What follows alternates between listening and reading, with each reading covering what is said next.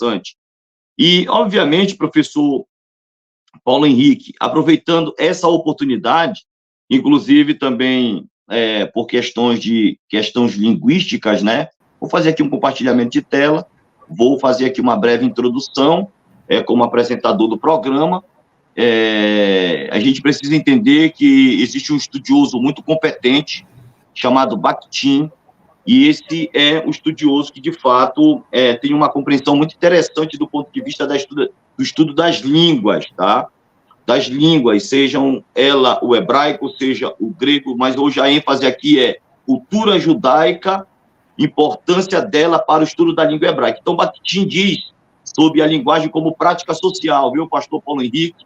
Ele fala sobre essa questão da prática, da linguagem como prática social. Ele disse a língua, ela também pode ter uma linguagem política, uma linguagem cultural, uma linguagem ideológica, uma linguagem socio-histórica situada, né? Não vou falar sobre a questão da língua no conceito de Bakhtin, que reflete e atribui sentidos e a realidade ao mundo, nos sentidos na forma e como de fato ela pode ser no seu desdobramento aplicado do ponto de vista prático, também a língua como marcada pelo individual ou pelo social. Mas a primeira questão aqui interessante é a questão da língua, no conceito de Bakhtin, um linguista, né? Que é a questão da língua como uma linguagem política, ela apresenta uma questão de linguagem política, cultural, ideológica, socio-histórica situada. Uma outra coisa interessante também é que na mentalidade judaica, nós temos aqui uma coisa interessante, que é o conceito, na mentalidade judaica, concreta.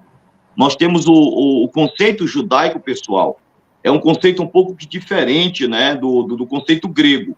O conceito grego, a mentalidade grega, a forma com que os gregos pensam é um pouco mais abstrato, subjetivo, mais empírico, mas o conceito de cultura, de mentalidade, a gente está falando de cultura e está falando de mentalidade. No mundo judaico, é mais o conceito concreto. Então, nós temos aqui a visão de mundo, e a expressão das realidades hebraicas são mais concretas do ponto de vista da fenomenologia, tá? O conceito concreto da cultura e da mentalidade judaica é mais fenomenológico.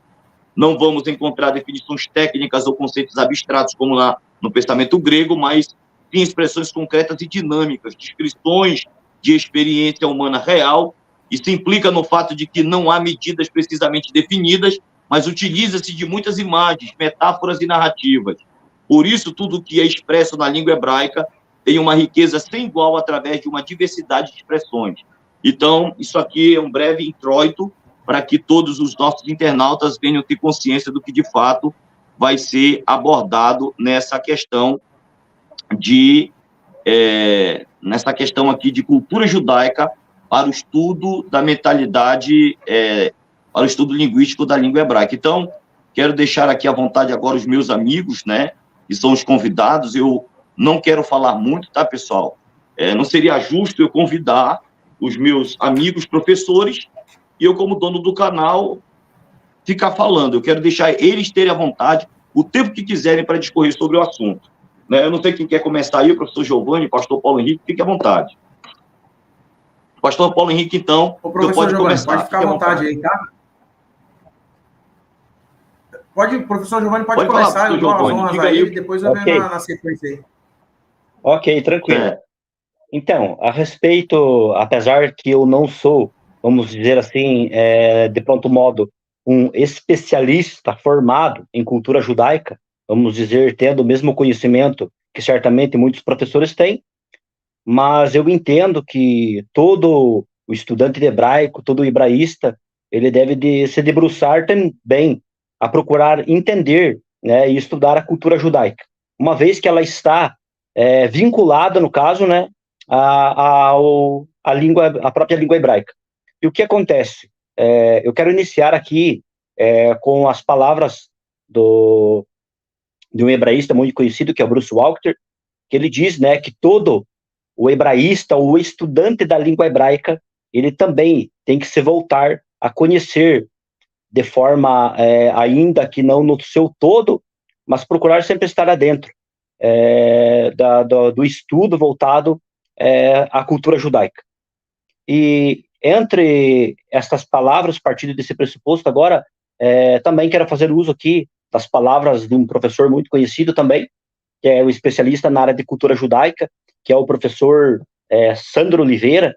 Ele faz uma colocação interessante, que eu quero aqui compartilhar com vocês, que ele diz assim, ó, que no estudo, no caso da cultura judaica, se faz necessário todo hebraísta conhecer pelo seguinte motivo.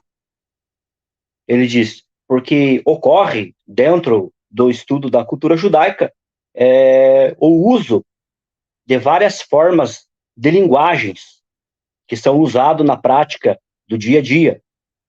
E, partindo ainda na fala dele, ele diz, né, que entre as várias formas de linguagem existem as formas de expressões idiomáticas, que uma vez que ela está ligada e é usada para o conhecimento, no caso, de muitas ocorrências que ocorrem, inclusive, no texto hebraico. E, tomando a fala dele como base, no caso, né, algo que eu quero estar aqui, no caso, compartilhando algumas questões que eu estive vendo relacionado a isso, né? Por exemplo, eu quero iniciar aqui já fazendo a citação de uma expressão idiomática que, se a pessoa não procurar, vamos dizer assim, entender, conhecer, no caso, como que se dá o entendimento dessas expressões, que vem e está ligado, vinculado, no caso, à cultura judaica, fica difícil a compreensão.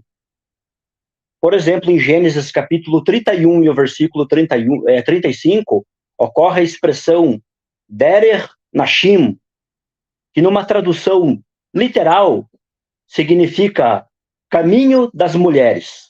É uma expressão idiomática essa.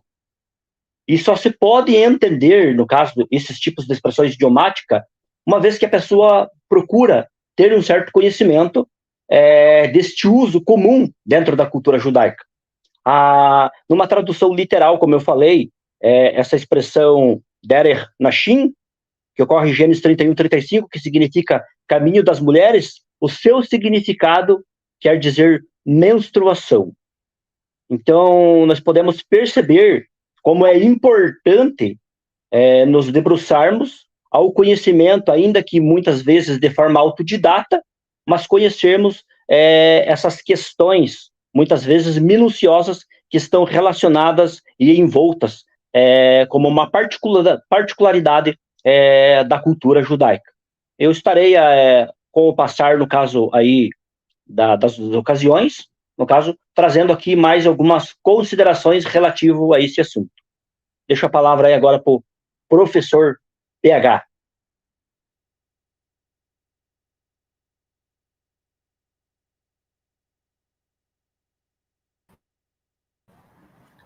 O professor Rafael, o senhor quer comentar a fala do professor Giovanni e jogar para mim? Ô, meu amigo, não, é interessante que esse caminho das mulheres, na questão da forma como a palavra hebraica ela denota, é uma questão interessante, porque, veja, os caminhos das mulheres têm a ver com a menstruação, ou seja, não é um caminho que possa ser compreendido dentro do conceito abstrato. Foi aquilo que eu coloquei no começo da minha fala. Mas na mentalidade judaica, na cultura judaica, tem a ver com algo concreto. Esse caminho das mulheres é algo experienciável, palpável, como a questão da menstruação, algo vivenciável pelas mulheres. Então, é muito interessante, professor Paulo Henrique, e aqui eu já jogo a bola da vez para o senhor, que muitas pessoas, infelizmente, meu amigo, desconhecem essas questões. E como, meu amigo, a pergunta que eu faço para você, eles vão ter um conhecimento mais completo da língua hebraica se, de fato, não conhecer um pouco de cultura judaica. No seu entendimento, pode discorrer, meu amigo, fica à vontade.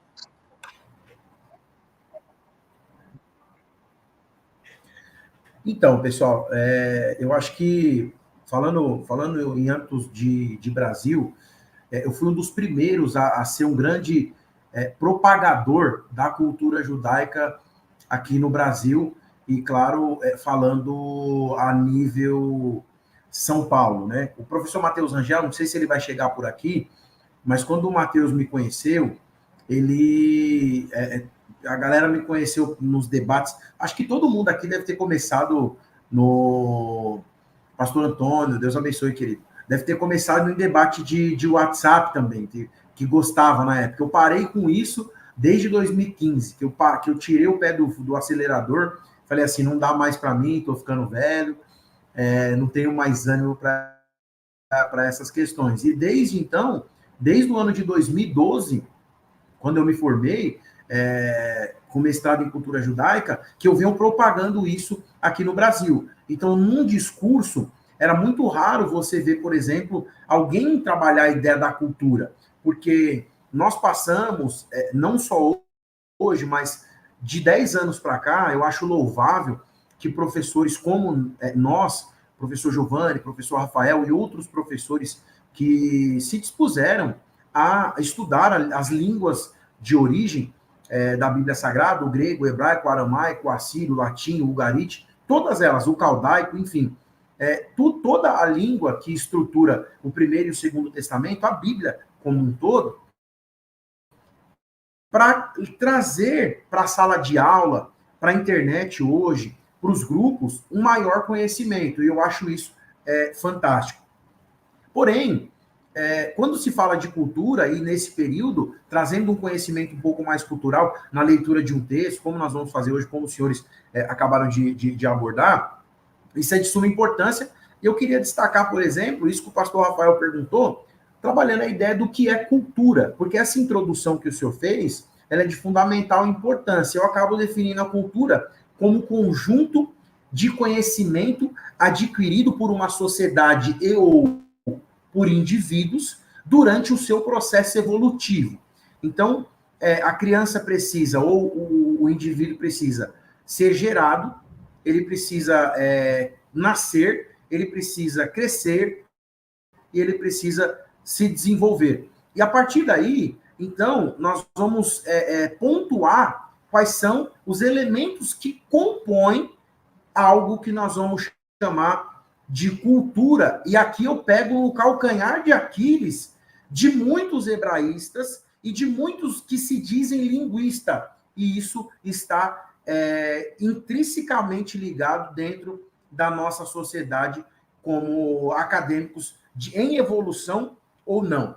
Primeiro ponto da questão cultural, que compõe a ideia de cultura, falando que é o conhecimento adquirido ao longo de uma jornada, é a política, que foi aquilo que o senhor abordou. Dentro da cultura judaica, ela é política. O judaísmo, ele é político, ele é partidário. Então, quando a gente tem, pelo menos ali no Novo Testamento, saduceus, zelotes, essênios e fariseus, o mínimo ali, pelo menos, né? E aí você tem outras ramificações judaicas ao passar do tempo, tudo isso são partidos não só religiosos, mas partidos políticos. Então, quando a gente vê na igreja nos dias de hoje, ou quando você vê em grupos, ou pessoas dizendo assim, não, aqui se discute religião, ou política não se discute, tudo isso é falta de conhecimento não só da língua e da cultura judaica, mas de um âmbito geral, porque a política sempre fez parte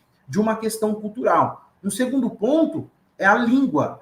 Quando o indivíduo cresce, ele se desenvolve, ele aprende, então, a falar. E aqui eu queria me prender um pouco e dizer o seguinte, quando Deus cria Adão e Eva, ali no Jardim do Éden,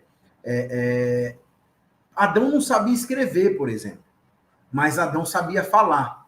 Então, dentro dos grandes sábios da cultura judaica e do judaísmo, nós falamos que existe o primeiro alfabeto falado antes de um alfabeto escrito. E esse alfabeto falado era chamado de Al-Habit Seradim. Você pode perceber que a criança ela nasce aprendendo a falar, mas ela vai primeiro pegando as falas para depois aprender a escrever. Isso vai acontecer com as cantigas, ali no livro de Jó. A própria ideia da tradição oral vem justamente dessa questão do alfabeto falado. Dentro do hebraico, a expressão de 2.500 vezes, Vaiomer Elohim, essa palavra, e disse Deus, é um sinal de autenticidade de que, além de Deus escrever, como foi nas tábuas para Moisés, é um Deus que fala. E isso é de suma importância. Então, a política, a língua, uma questão que eu não vejo ninguém falar, e eu, como sendo professor de cultura judaica, desde 2012, no meu curso de cultura judaica, eu ensino a culinária, por exemplo. Como que eram feitos os pães, matzah ou matzot? Como é feito Hamat Shem, por exemplo, que é como se fosse um biscoito doce com Nutella por cima. Você vai falar de cultura, você vai falar de culinária, o San Peter, de onde vem? Tem a ver com os peixes na época de Jesus ali. Pedro era pescador. Que tipo de comida? Tinha pasta? Tinha patê? Além dos derivados do peixe, o que acontecia nessa época? Tudo isso é cultura. Porque, por exemplo, eu estarei na divisa da Guiana Francesa, no mês 6 ali, por perto da do Amazonas ali, e aí eu sei que eu tenho muitos alunos em Belém do Pará, e o pastor Rafael, que é dessa área, eu conheço Altamira, toda essa região de Belém, e meus alunos falam assim, por exemplo, professor, se o senhor tomar o açaí daqui, pensando no açaí daí, o senhor vai estragar o açaí, porque o pastor Rafael pode até falar melhor. Acredito que o açaí nessas regiões, ele é semelhante a um feijão aqui de São Paulo, no sentido de mais líquido, não mais grosso. Se você colocar uma paçoca, se você colocar uma Nutella, se você colocar algum tipo de ingrediente, o pessoal da região vai falar que está estragando o açaí. Então, tudo isso é cultural, né? Essa ideia dessa cultura é diferente. E tem isso também em derivados dentro da cultura judaica. E, por fim, a ideia da geografia. Tem regiões no Brasil que são quentes e tem regiões que são frios. Por exemplo, hoje no sul, região do professor Giovanni, tem chovido bastante. Hoje no Ceará, que é muito difícil, chove bastante. Aqui em São Paulo faz um calorão durante o dia e à noite chove. Eu não sei como é o clima, como é a geografia hoje em Belém do Pará. Você pega o Rio de Janeiro, 32 graus, você pega o norte, o nordeste, um calor muito grande. Tudo isso vai interferir na interpretação, porque tem muita gente, pastor Rafael, e eu encerro dizendo o seguinte, a minha fala, tem muita gente achando, por uma escola muito defeituosa, que a exegese e que a interpretação do texto é apenas morfológica e sintática. Se não levar em consideração que o aspecto cultural é um dos componentes fundamentais para a interpretação do texto sagrado e ou texto secular, quando diz respeito à exegese. A exegese não é análise morfológica e sintática. A morfologia e a sintaxe é um dos componentes para se fazer, então, a hermenêutica, que é a interpretação daquele texto.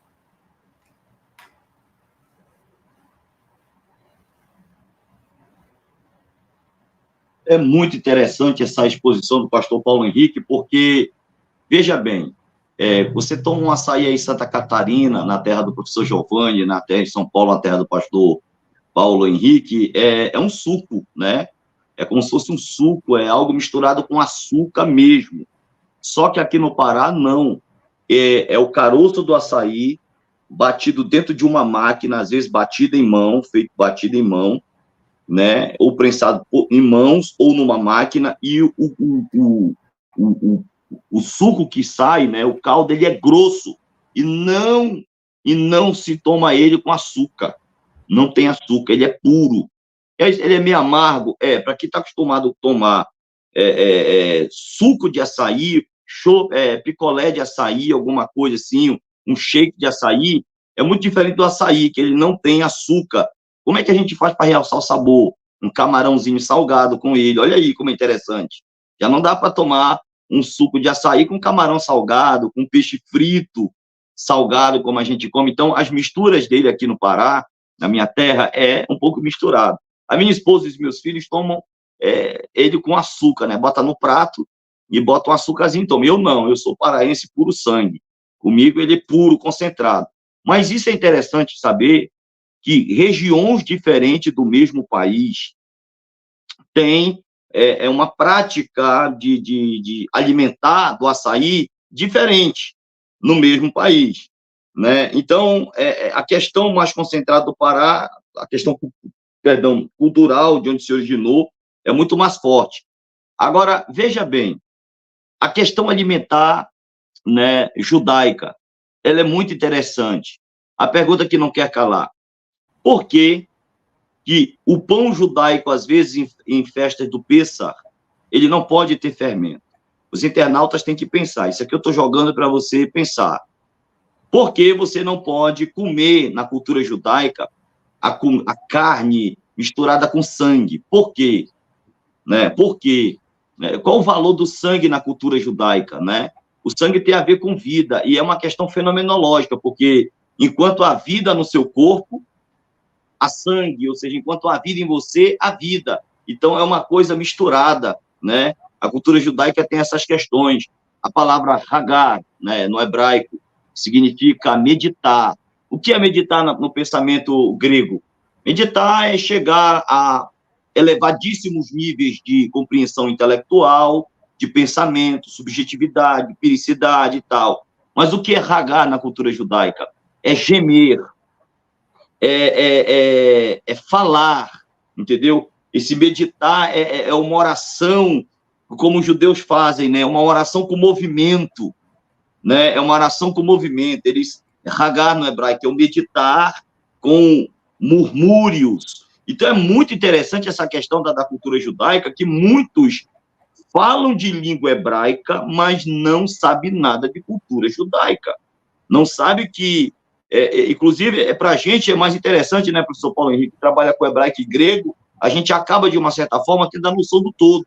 Porque a gente sabe como era a cultura no mundo greco-macedônio, a cultura no mundo greco-romano, apesar dos romanos terem conquistado politicamente os gregos, sim, mas os gregos intelectualmente dominaram os romanos. Os romanos só fizeram uma questão de adesão pragmática da filosofia grega, do pensamento grego, mas quando você vai para o Antigo Testamento, que é o texto hebraico, você tem que entender aquela questão. A questão, por exemplo, do casamento judaico. Era um noivado com compromisso de casamento. E a noiva, olha como é que a gente tem essa mente ocidental, essa mente um pouco mais cultura brasileira, jeitinho malandro brasileiro. Não dá para você dizer, eu estou noivo com uma menina, mas eu já tenho relações sexuais com ela, não podia.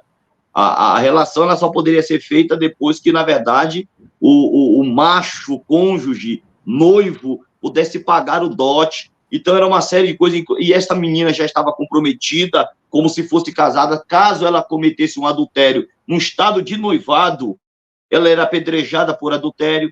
Então, é muito interessante esses compromissos na cultura judaica, né? Tem que entender essa questão, porque muitos não podem só fazer um curso de língua. Eu quero estudar hebraico. Sim, pode falar, pastor Paulo Henrique.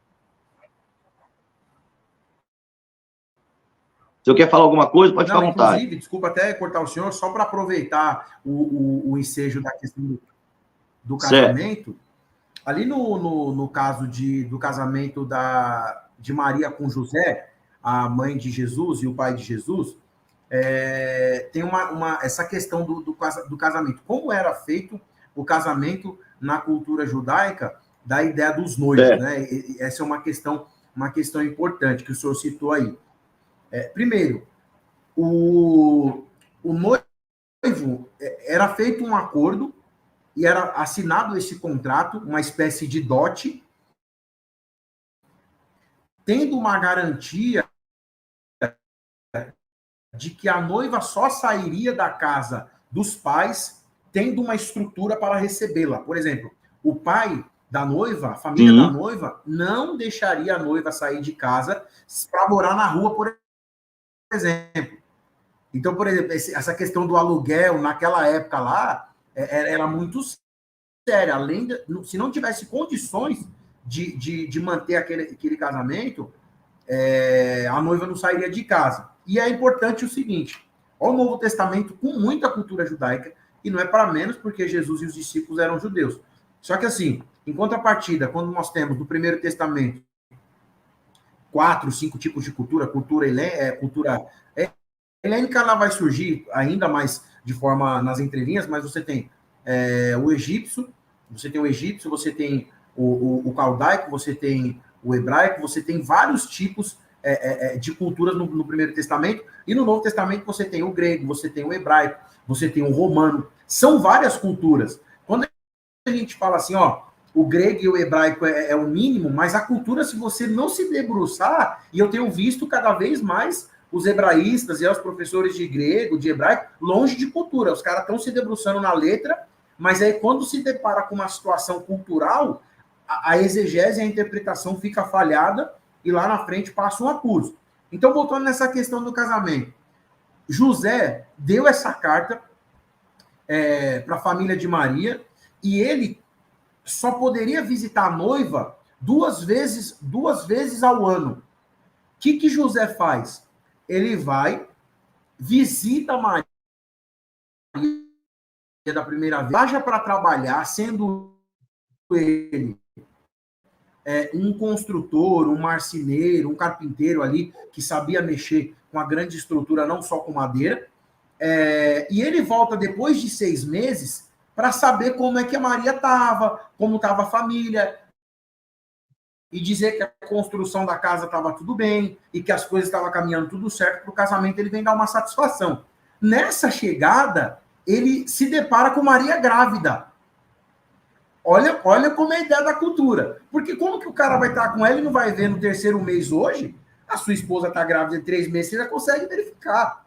Né? Você já consegue verificar. A Maria já estava quase para ganhar, estava com 6 meses ali, 7 meses quase, quando José identifica. E ele se assusta. Como que ele vai se assustar do nada? Porque ele viaja, quando ele vem fazer a visita, agora ele se assusta e é pego de surpresa, e por isso que ele fala de apredejamento, de ser colocado em vergonha. Por que ele tem medo da vergonha? Porque ele não estava morando com ela, ele não estava com ela lá. Ele viajou, ele voltou e tem essa surpresa. Então, para finalizar, é o seguinte, essa questão da cultura, do casamento e vários outros aspectos que muitas pessoas não sabem, porque não é só o texto. Dentro do texto existe um contexto. Quando se fala de contexto, a cultura está imperada ali. Professor Giovanni, fique à vontade. Vamos lá, deixar você falar, está muito caladinho aí. Fique à vontade. Então, eu achei muito interessante a fala do professor PH aí, em relação quando ele disse sobre a questão da parte da exegese, de se fazer uma exegese no referente ao texto hebraico, né? Que a cultura, né? A cultura judaica é muito importante, até mesmo para a compreensão de muitas questões que estão relativas de forma direta ali com o texto hebraico. E, de fato, eu tenho visto também, eu tenho acompanhado muitas má compreensões que algumas pessoas têm apresentado nas redes sociais referente a algumas ocorrências no texto hebraico sobre algumas expressões mal compreendidas, sobre algumas questões referentes à prática do sacrifício. Então, tem vários itens que eu poderia aqui pontuar e colocar. E, então, tipo assim, o que eu posso dizer aqui?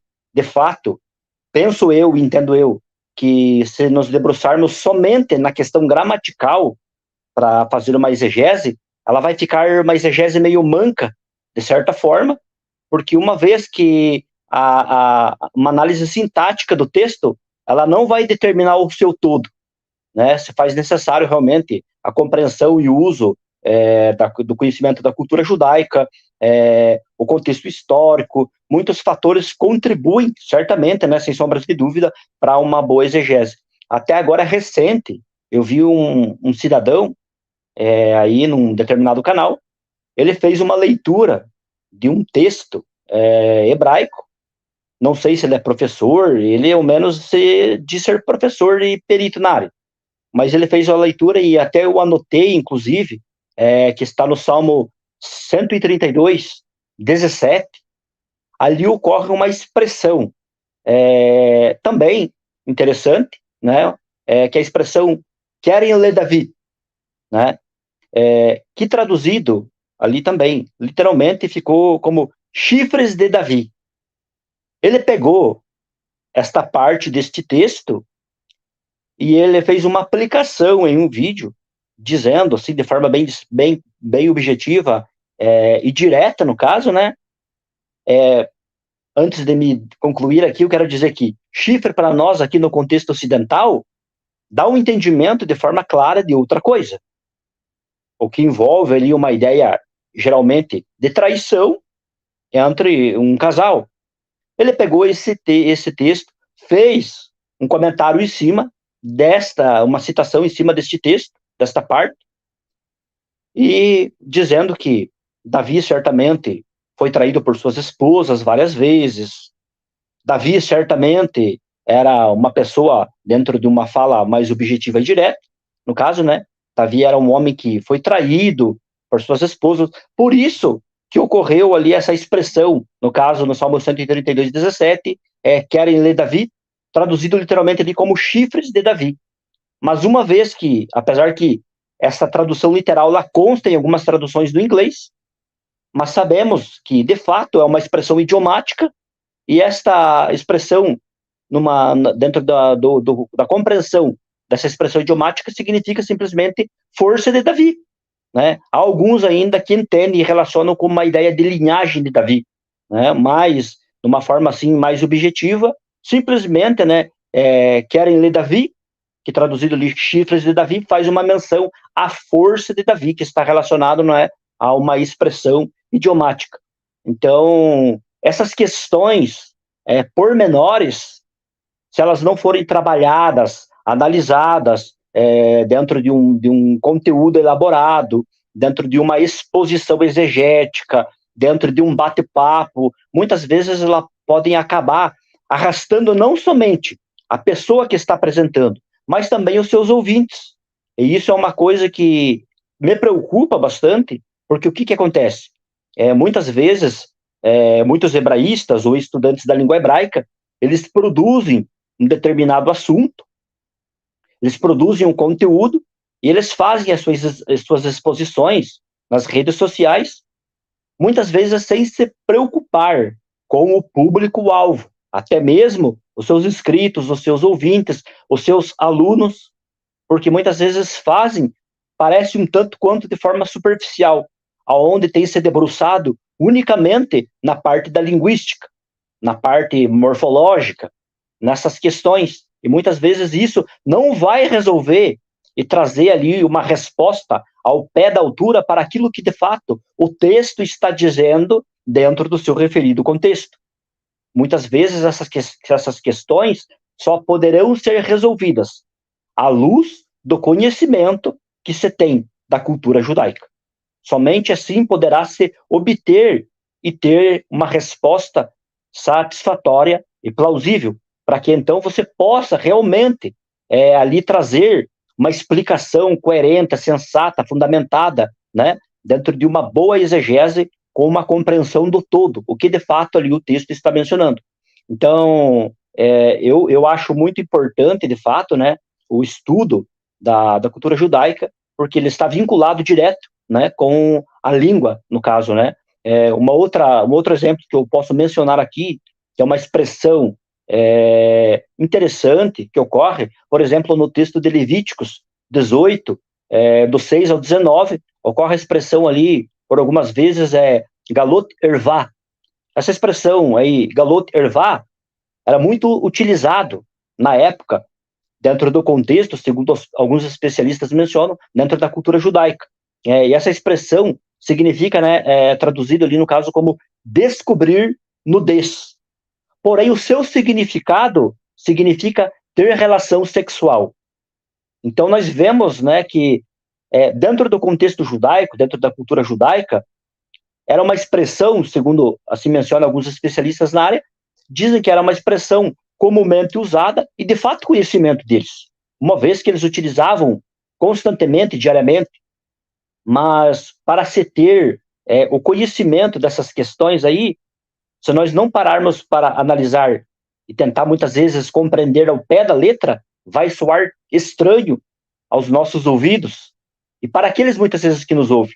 Agora, se eu parar e compreender que isso dali era algo utilizado rotineiramente, né, costumeiramente, dentro da cultura judaica, era uma expressão idiomática, no caso, né, essa expressão hebraica ali, no caso, né, é galot ervah, que significa descobrir nudez, tendo o significado ali de ter relação sexual, aí fica fácil para meu entendimento e até mesmo para me fundamentar e trazer aí, no caso, uma explicação que esteja realmente plausível com aquilo que o texto quer expressar.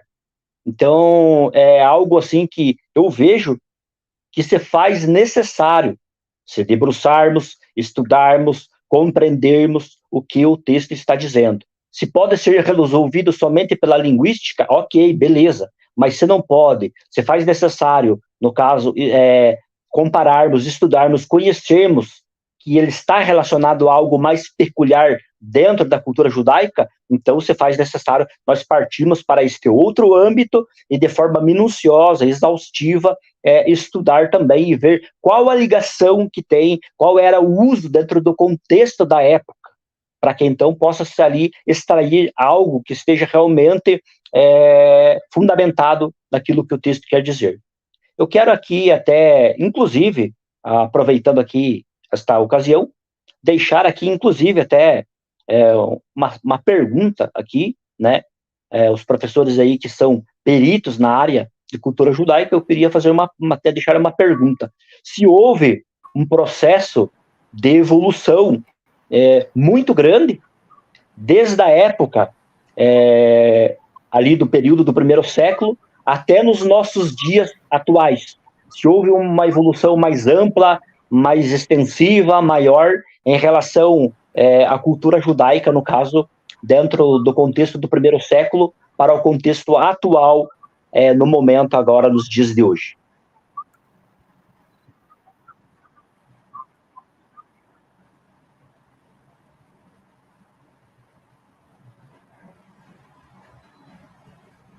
Beleza. Bom, pessoal, eu tô escrevendo aqui, ó, inscrevam-se no Instagram, tá? No Instagram e no canal do YouTube.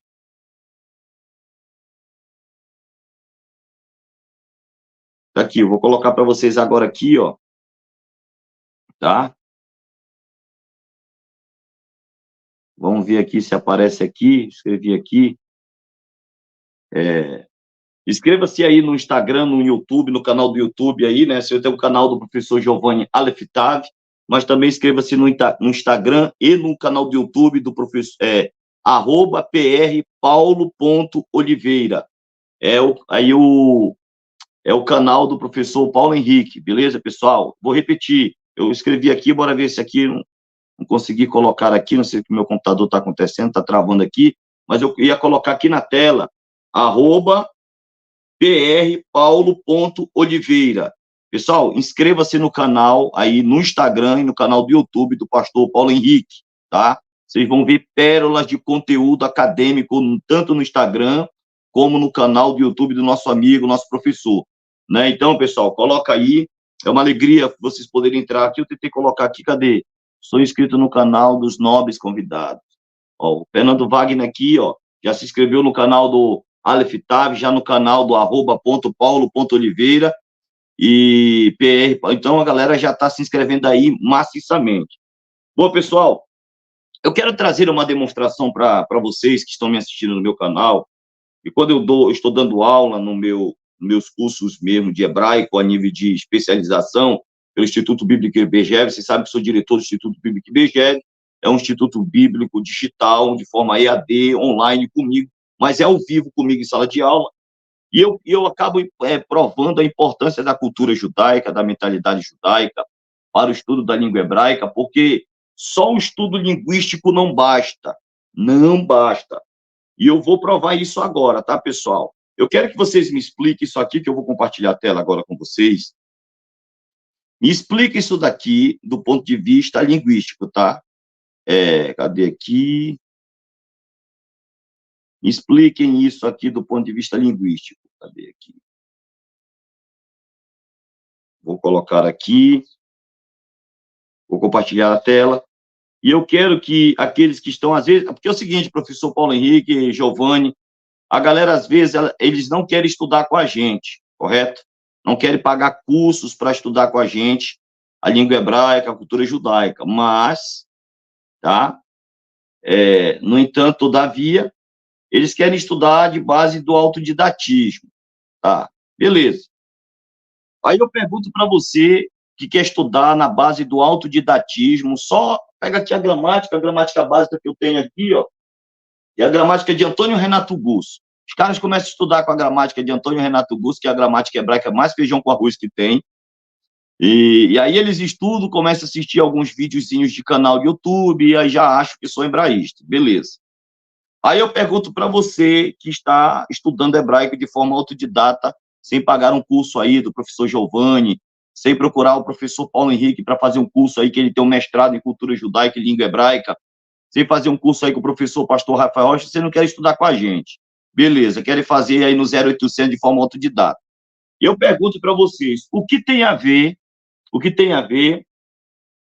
a palavra hebraica ufenechor, essa palavra hebraica que significa rosto de boi, tá? Estou com o texto hebraico aqui. O que significa ufenechor com essa outra palavra hebraica aqui? Bora ver se tem a mesma raiz, tá? Vou colocar aqui depois aqui, eu vou colocar aqui a tradução. O que tem a ver com essa outra palavra hebraica é pene hakeruv, tá? Pene hakeruv.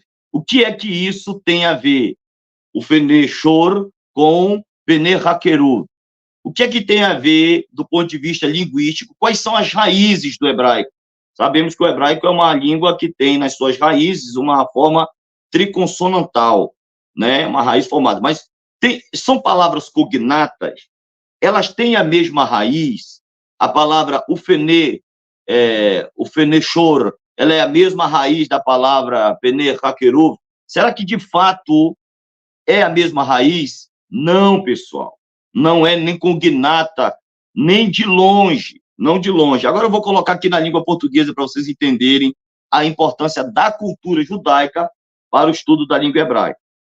No livro de Ezequiel, capítulo 1, versículo 10, Ezequiel, ele coloca um texto descrevendo os querubins que ele está vendo.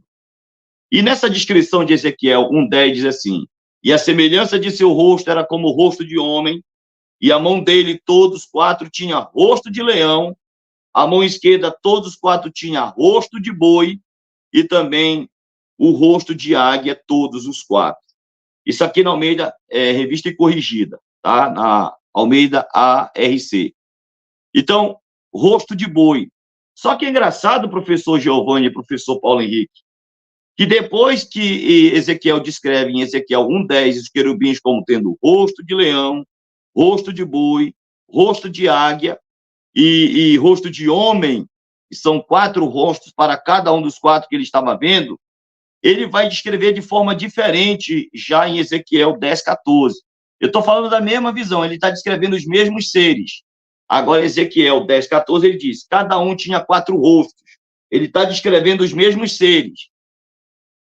O rosto do primeiro era rosto de querubim, o segundo era rosto de homem, o terceiro era rosto de leão e o 4, rosto de águia. Mas espera aí, não tem alguma coisa errada? Será que foi algum erro de escriba? Será que um escriba, na primeira parte de Ezequiel 1:10, colocou rosto de homem, rosto de boi, rosto de águia e rosto de leão, e depois ele cometeu algum tipo de erro na pena, na hora de fazer o seu manuscrito, ele colocou rosto de homem, ele botou rosto de querubim, rosto de homem, rosto de leão e o rosto de águia, ou seja, poxa, parece que a gente tem 2 textos em Ezequiel falando que um é rosto de boi e o outro é rosto de querubim. Essa peteca aqui, eu vou deixar para os professores aí, eu vou passar para o pastor Paulo Henrique agora.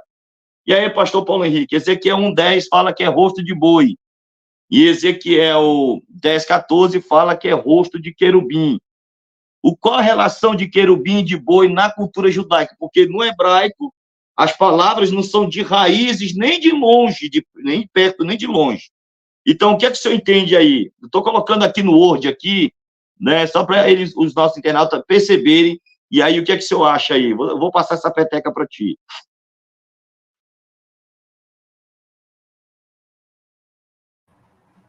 Não, então, eu sou da mesma opinião que o senhor vem abordado, né? Que o senhor tem abordado. O que eu tenho percebido hoje em dia é o seguinte: o que a galera está fazendo? O pessoal, eles estudaram lá um pouco de hebraico, aborda o texto, tiveram acesso à informação, e aí o que está acontecendo? O que a gente, antes de estudar exegese, antes de estudar idiomas de origem, a gente pegava no pé da galera da teologia sistemática e falava o seguinte, ó, para de buscar na chave linguística a palavra rosto e pegar todos os textos que está escrito rosto lá e achar que todo rosto é rosto. Não é isso que acontece, porque cada texto tem o seu contexto. E o que os caras estão fazendo hoje? Justamente isso que você está apontando. O cara pega lá rosto e aí ele acha que uma semelhança fonética e querubim e achar que tudo é rosto, é tudo igual, põe no mesmo balaio e sai falando besteira por aí. É o que a gente tem visto que tem acontecido hoje. Então, essa análise, não só linguística, mas cultural, traz justamente essa peneira de posicionar o que de fato é A e o que de fato é B. Eu estou de pleno acordo, estou em pleno acordo. E até porque também na cultura judaica o querubim era um boi, ou o boi era chamado de querubim, né? Então, inclusive o querubim é um ser angelical que tem aí, em muitas de suas expressões, rosto de homem, mas rosto de leão, rosto de águia, rosto de boi. Esses são seres angelicais que tem. Porque o seguinte, pessoal, o que a galera, a gente tem que estimular o pessoal? Vocês estudaram lá no cursozinho básico, talvez alguns nem fizeram esse curso básico nas igrejas, né, de teologia, mas alguns ouviram falar por causa de questão de tradição cultural popular evangélica no Brasil. Existe anjo, arcanjo, querubim e serafim. Só 4 níveis de anjo. Existe mais 6. Tem os Ishim, tem os Elohim, tem os Hayot HaKodesh, que são chamados animais sagrados. São seres sagrados que assumem forma de animais. Por exemplo, lá o texto de Apocalipse 19, na linguagem profética de Apocalipse, embora sabemos que trata de linguagem figurada. Jesus vem montado no cavalo branco. Eu pergunto, tem cavalo no céu? E aí a pergunta que a gente precisa fazer, que tipo de cavalo branco é aquele? Jesus vem montado em cima do que a cultura judaica chama de Hayot HaKodesh, um ser angelical que assumiu uma forma animalesca. Então, quer dizer, é muito interessante e de alta esfera, tá? Dos 10 níveis de seres angelicais, o Hayot HaKodesh, que assumem forma de animais, eles são, parece, o nível mais elevado, né? Como se for... Então, a gente vai entrar nas questões místicas também, que também é interessante no estudo da cultura judaica, porque é o seguinte, eu sou pentecostal, eu sou batizado com o Espírito Santo, falo em línguas, Deus, quando quer, me usa em revelação e profecia, quando quer, me usa em dons sobrenaturais, tá? E é coisa constatada pela medicina. Vocês querem saber quem é o pastor Rafael? Venha dar um pulo na Igreja do Evangelho Graça e Verdade e veja quantas pessoas que, de fato, foram diagnosticadas com laudo em câncer terminal, receberam uma oração de imposição de mãos e eu mandei voltar no médico e depois voltaram com laudo de cura. Aqui não é só letra não, tá, irmão? Aqui é poder de Deus também. E o reino de Deus não é feito só de palavras, mas de poder. Então, preste atenção. Essa questão, coisa. Mas aí eu fico preocupado, né? Porque a gente também entende que existe uma mentalidade espiritual, mas essa mentalidade mística, a gente tem que ter cuidado, inclusive com a mentalidade mística dos pentecostais também, né, pastor Paulo Henrique? E também já tem uma galera descambando já para um outro extremo. Então, existem os pentecostais sérios, como eu, pastor Paulo Henrique, pastor, né, professor aqui Giovanni, somos pentecostais, mas da linha séria. Ninguém aqui se veste de branco de pai de santo, tá? Ninguém aqui fica... Não, nós somos pentecostais clássicos e sérios, que somos continuistas, acreditamos na sobrenaturalidade de Deus. Mas a gente sabe que nesse conceito pentecostal existe uma verdadeira compreensão espiritual e uma falsa compreensão mística da fé cristã, estou falando do cristianismo. No judaísmo também tem. Tá? Existe uma compreensão mística correta do judaísmo espiritual, e existe uma compreensão mística, né, que acaba se descambando até por sincretismo misturado com espiritismo, uma série de coisas. Até em reencarnação, alguns judeus modernos têm acreditado, e a gente está fora. E que também eles estão desassociados de judeus e rabinos antigos, que tinham uma outra compreensão dessas coisas. Então, se vocês não estudarem, pessoal, a cultura, a mentalidade, vai ficar complicado.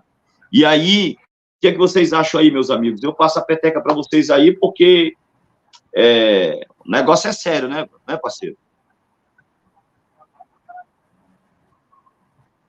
Pastor Paulo Henrique, pastor Giovanni, pode comentar aqui, ó. Tem uma questão do professor Giovanni. Pode falar, pastor. Pode responder aquela pergunta que o professor Giovanni fez, só para não cair no esquecimento aqui, é o seguinte: a evolução cultural, né, dentro do judaísmo do primeiro templo, do segundo templo, do judaísmo dos períodos bíblicos ali até os períodos de hoje, né? Hoje, nós temos, eu não vou dizer uma evolução, mas, na verdade, assim, o judaísmo, ele passa da mesma forma que o cristianismo, ele passa por eras, por etapas, né? O pastor Rafael destacou muito bem a ideia do pentecostalismo clássico. Hoje, eu elenco o pentecostalismo em cinco divisões. E o judaísmo, ele também é separado, muita gente não sabe, por divisões. E a cultura, ela vem se espalhando. Então, hoje você tem o judeu sefaradita, o judeu askenazita e o judeu ladino. Tudo isso ocasiona como uma amplitude de regiões, ou nós vamos chamar de regionalismo. Quando você chega numa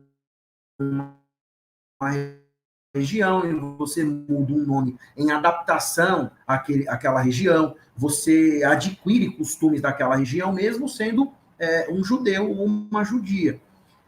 Os costumes que dentro do judaísmo nós vamos chamar de observância, é aquele judeu que é observante, que para alguns vão dizer que é o judeu que cumpre os mandamentos, que observa as leis, é um judeu observante. Ele muda de acordo com algumas questões. Por exemplo, algo que é novo dentro do judaísmo. Existe uma ala do judaísmo chamado judaísmo reformista. E esse judaísmo reformista é uma espécie de evangelicalismo, como que eu posso falar? Evangelicalismo aberto, evangelicalismo sem muitas regras, que ele vai assumir hoje a figura de rabina. Hoje, dentro do judaísmo reformista, você tem a figura da mulher como ocupando o lugar de destaque dentro da Querrilá ou dentro da sinagoga. E eu não estou dizendo que eu sou contra o ministério pastoral feminino. Estou dizendo que dentro do judaísmo existem essas questões. Então, a gente vai chamar de evolução ou de adaptação regional, né? Então, era essa questão que eu queria trabalhar da pergunta que o senhor fez, professor Giovanni, só para não ficar em aberto, eu passo a palavra para o senhor. Fica à vontade, professor Giovanni. Bem, muito interessante as considerações que o professor PH trouxe, né? Eu queria já adiantar de antemão que eu não vou conseguir ficar até o final da live aqui, que infelizmente algumas questões surgem de forma imprevisível e a gente acaba tendo que tomar algumas direções que não estava esperando. Mas, enfim, eu achei interessante, como eu falei, as considerações que o professor PH acabou aqui de mencionar.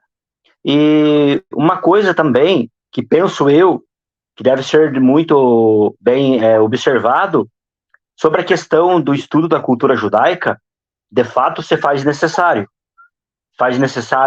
estudar para se ter uma compreensão mais exata do todo, uma vez que, como já mencionamos aqui, está vinculado, né, de forma direta com a língua hebraica, Só que, porém, algumas questões eu penso que deve ser tomado cuidado quando for feito, muitas vezes, uma aplicação.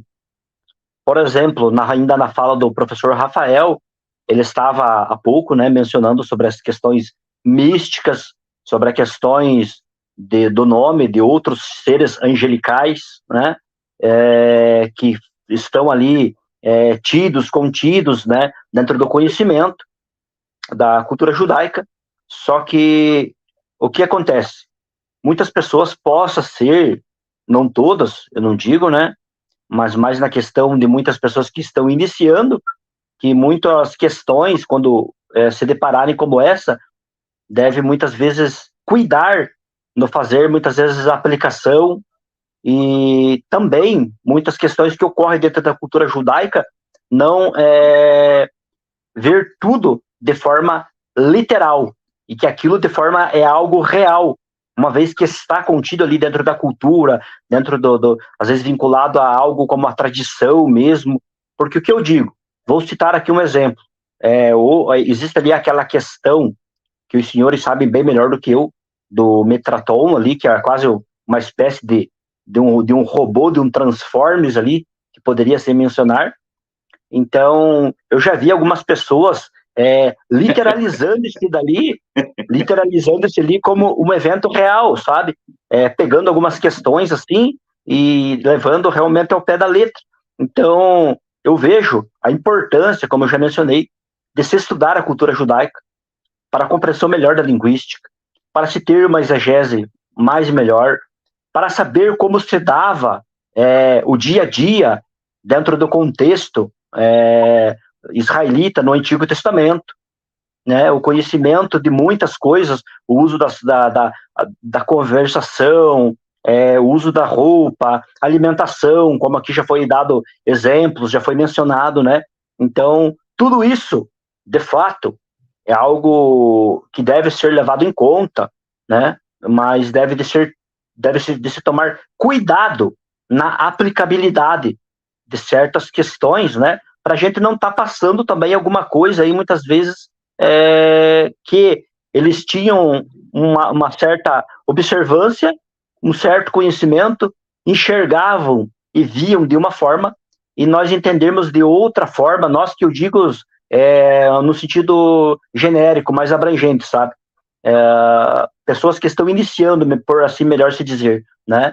E fazer uma aplicação equivocada, muitas vezes, de coisas que ocorrem ali, por até mesmo por não compreenderem, né? Aí entra aquela questão, como o professor Rafael já colocou aí, né? Muitas vezes estudar ali através do 0800, né?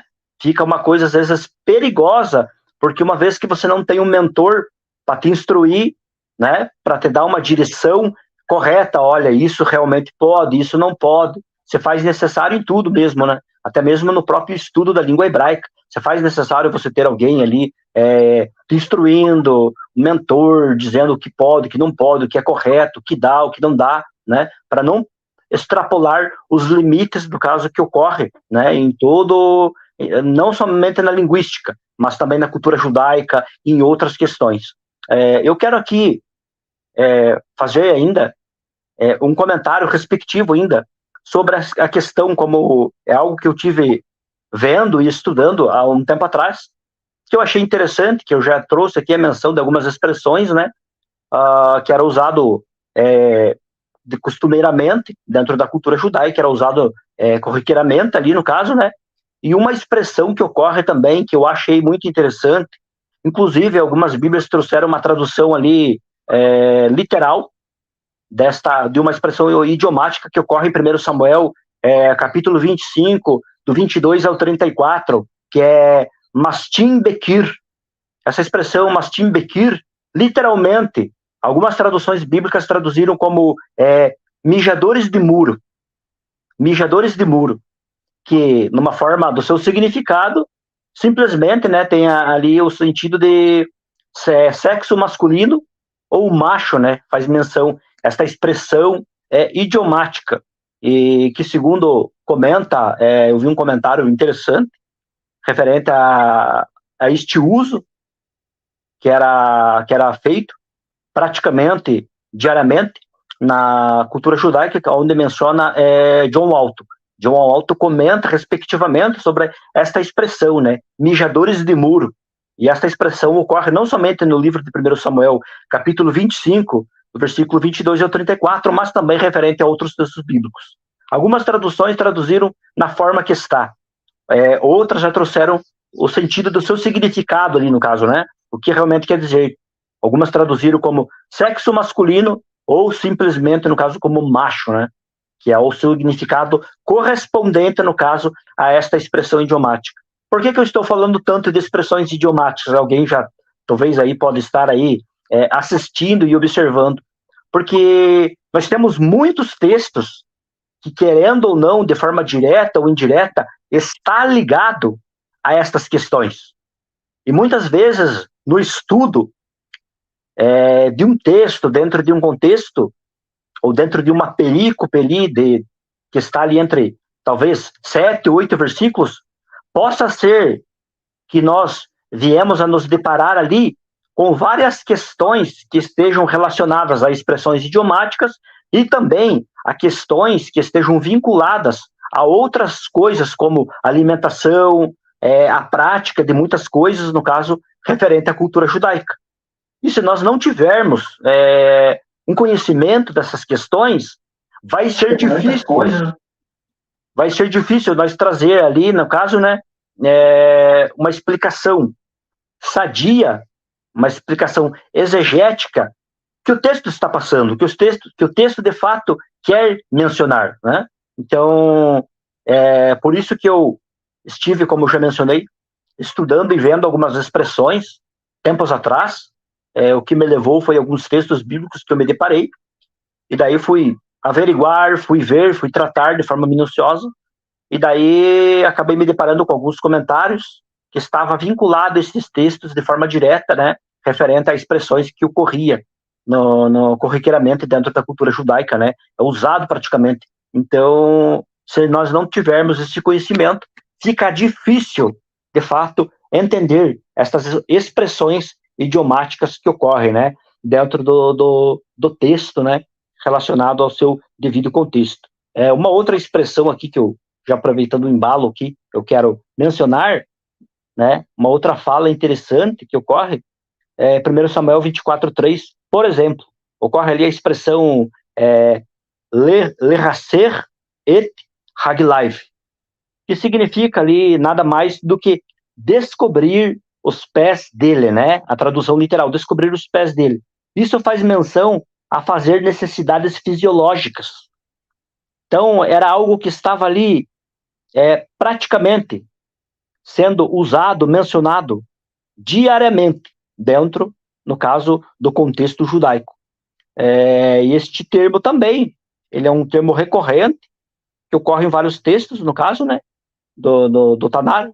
Então, é algo interessante em se ver, em se conhecer, para que quando for compartilhar ideias semelhantes com essa, ou mencionar, ou fazer uma publicação, a pessoa esteja realmente inteirada do que, de fato, aquilo está dizendo. Porque, olha, vamos ser sinceros cá entre nós, tem muita papagaiada e muito assunto pela metade sendo feito aí, no caso, e mencionado nas redes sociais. No YouTube, o que a gente vê de professores ali dizendo, eu vejo direto, professores dizendo, eu sou especialista na língua hebraica, eu sou especialista em cultura judaica, eu sou expert em não sei o que, em linguística e tal. O camarada apresenta um currículo imenso. Aí, de repente, do nada, surge uma pergunta para ele, relacionado a um costume que tinha na cultura judaica, a um tipo de alimentação, a um tipo de vestimenta, ou a uma expressão idiomática, e o camarada ali, muitas vezes, acaba trazendo uma resposta que não tem nada a ver com o assunto. Simplesmente, olha aí que bacana, ó, a obra aí que o professor está apresentando, né? Jerusalém no tempo de Jesus. Qual é o nome? Olha aqui, ó. Olha aí, professor Paulo Henrique, essa aqui, ó. Jerusalém no tempo de Jesus. Aí aqui, ó, vê se dá para você ler de vermelho, que está bem aqui, professor Giovanni. Deixa eu ver se eu consigo. Não estou conseguindo ler. Aqui diz o seguinte, ó. pesquisa de história socioeconômica no período neotestamentário. Isso aqui é uma questão também de abordagem muito cultural, tá? Isso aqui é uma abordagem feita pela editora Paulo, uma abordagem cultural sobre a cultura, né, forte nos dias de Jesus. Eu acho que essa obra, o pastor Paulo Henrique deve ter, que isso é um fome, rapaz. Ele compra tudo e eu sei que ele tem. Então, pessoal, é muito interessante essa abordagem aí do professor Giovanni, porque deixa eu deixar uma coisa bem clara para vocês aqui, o seguinte, é interessante essa questão, porque, cara, eu vou ser sincero para vocês, eu não sei, eu sou um pesquisador, tá? Sou pesquisador de cultura judaica, sou pesquisador de língua hebraica, leciono, sim, sou um pesquisador de cultura grego-macedônia, cultura grego-romana, língua grega, sou também um pesquisador de aramaico targúmico, aramaico siríaco também, mas eu nunca me titulei especialista e perito em nada, porque essa questão de ser um especialista e um perito, ela parece que soa, às vezes, professor Paulo Henrique, como se o cara fosse que manjasse tudo de tudo. Isso não é verdade. Existe uma coisa que acontece, ainda que você seja um perito, um especialista, lapso de memória. Mas também, professor Giovanni, o fato de você, por exemplo, fazer uma pergunta para alguém que é até especialista em cultura judaica, e naquele momento, por algum tipo de lapso de memória, não pode dar uma resposta satisfatória. Também não pode quebrar também o currículo do cara também, que às vezes é muita coisa na cabeça da gente. Eu não sei como vocês, tem coisas que eu estudo que eu tenho que voltar às bases sempre, viu, pastor Paulo Henrique? Eu vou me esquecendo, cara. Eu me esqueço, entendeu? E também não pode combater um extremo com o outro também, que isso é perigoso também, entendeu? Verdade. A minha referência, mais a minha menção que eu fiz, é referente mais a, como eu já mencionei aqui, vou usar aqui uma expressão, alguns professores que, para mim, parece que caem de paraquedas, sabe, nas redes sociais, porque geralmente o que acontece? O cara que realmente domina, o cara que realmente entende e que estuda de forma séria, fazendo um trabalho sério, ele não vai ficar perdendo tempo com essas questões, muitas vezes, ele se apresentar nas redes sociais dizendo, olha, eu sou a última bolacha do pacote, eu sou o cara tal, nós podemos notar aí pessoas que estão aí produzindo obras sérias, né? Os que verdadeiramente sabem não tem essa postura, essa que é a verdade. Não. A gente pode ver aí, por exemplo, eu estou acompanhando o trabalho do Dr. Edson de Faria, na produção do léxico dele, que ele está agora para sair. Eu nunca vi ele se apresentando assim, dizendo, olha, eu sou melhor na área no Brasil, a questão do estudo dos textos massoréticos. Você não vê pessoas sérias, gabaritadas, né, que realmente estão produzindo obras sérias, trabalhos sérios, fazendo esse tipo, né, de apresentação. Geralmente são pessoas, muitas vezes, que estão buscando status, ibope, né, que querem ser vistas, querem ser estrelas, e daí eles se apresentam, muitas vezes, com esses tipos de currículos, ainda que tenha uma certa formação, mas muitas vezes, daí, como eu já falei, quando são questionadas, muitas vezes não é por lapso de memória, muitas vezes são realmente porque elas não sabem, realmente elas não conhecem, e elas estão simplesmente ali falando de uma coisa que nem mesmo eles entendem, né? A exemplo disso, a gente pôde ver aí recentemente, né, um professor aí, não vou mencionar o nome, mas que fez uma exposição aí sobre a questão do texto de Lucas, né, ali alegando que não foi Lucas que escreveu e tal, e batendo o martelo e querendo trazer um conteúdo realmente ali que não tem fundamentação, não tem lógica, né? Então, essa questão aí é uma questão que deve ser tratada e levada de forma séria. Como eu disse, essa minha fala aqui é mais objetiva, voltada para aqueles professores que têm caído de paraquedas nas redes sociais, no YouTube. Eu não estou generalizando e fazendo menção, né, dos professores sérios, que fazem uma análise sintática, uma análise exegética, que apresentam ali um trabalho sério, no caso, né, referente, no caso, seja a língua hebraica, seja o grego, seja o aramaico, né, seja a exegese, a hermenêutica, indiferente esses tipos, né. Eu não estou tratando dessas pessoas. O que eu estou falando é destas pessoas que está caindo de paraquedas. Muitas vezes, o propósito verdadeiro é até tornar a descredibilidade da Bíblia, né? Dizer que, de fato, o que tem ali não vale a pena se estudar, não vale a pena ler, dizer que muitas vezes um texto que é um texto narrativo, um texto histórico, dizer que esse texto é mito, é poesia, e muitas vezes querem se utilizar, inclusive até da cultura judaica, e querem se utilizar de alguns meios e alguns artifícios para tentar desvirtuar, né, aqueles que entendem de uma forma coerente e sensata. Então, basicamente, seria isso, no caso, que eu queria aqui dizer. E eu queria dizer também, só mais uma coisa para concluir aqui minha fala. Eu vou ter que dar uma saída agora, professor Rafael. Quero pedir licença aí para o senhor, para o professor PH aí, sabe? Eu estou saindo, o bate-papo está ótimo aqui, está excelente, mas como eu falei, tem algumas questões aí que surgem imprevisível, então eu quero deixar aqui o meu abraço para vocês, né? E pedir licença aqui que eu estarei me retirando nesse momento. Beleza. Tamo junto e misturado. Até a próxima oportunidade. Valeu, professor Giovanni. Obrigado pela presença. Obrigado. Professor Paulo Henrique, tem uma pergunta de um internauta aqui no chat e vontade para responder, né? Para responder. É o seguinte, para o senhor, professor, do ponto de vista gramatical, Ezequiel 28, Isaías 14, não atesta a origem de Satanás, o que é que você acha disso? Como é que você responde a pergunta aí do professor Railson Furtado, ao pastor Paulo Henrique?